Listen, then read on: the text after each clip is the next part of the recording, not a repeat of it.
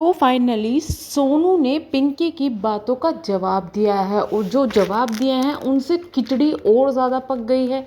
बहुत सारी चीज़ें निकल के आ रही है और उसमें निकल के ये भी आ रही है कि भाई जो दावे किए जाते थे कि सोनू को तो पहले से ही पता था पिंकी के बारे में और सोनू जो है वो सोनू ने एक्सेप्ट किया था पिंकी को, तो उस चीज़ के लिए कुछ ऐसे दावे निकल के आ रहे हैं। दरअसल जो पिंकी है उन्होंने ये कहा था कि मैं अपना बच्चा नहीं करना चाहती थी क्योंकि मुझे सोनू की बेटी से बहुत ज़्यादा प्यार था, तो इसलिए मैं अपना बच्चा नहीं करना चाहती थी।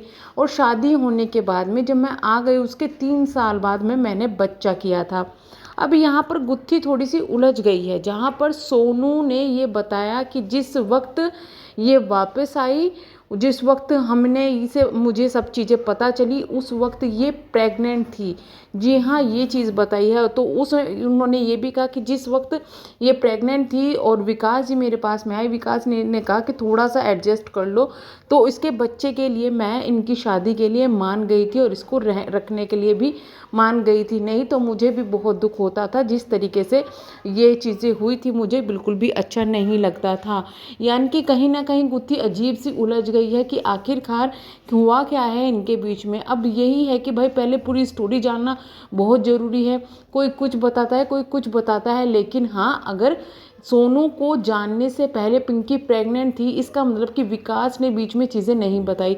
इतना ही नहीं, ये भी सोनू ने कहा कि जिस वक्त इनका अफेयर चल रहा था और इसके यानी कि पिंकी के घर वाले उनको वापस लेके चले गए थे, लेकिन सोनू वहाँ से भागकर वापस आ गई थी।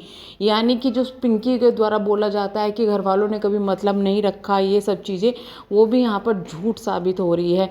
दोनों ही तरफ से अलग अलग चीज़ें आ रही है, अलग अलग स्टेटमेंट आ रहे हैं, लेकिन इनका सब असर जो पड़ रहा है वो पड़ रहा है लोगों पर, क्योंकि कुछ लोग यहाँ पर सोनू को गलत बता रहे हैं, कुछ पिंकी को गलत बता रहे हैं। अब ये भी ज़रूरी है कि विकास इसमें क्या कहते हैं आकर, या फिर कुछ बोलते भी हैं या फिर हमेशा की तरह चुप्पी साध लेते हैं।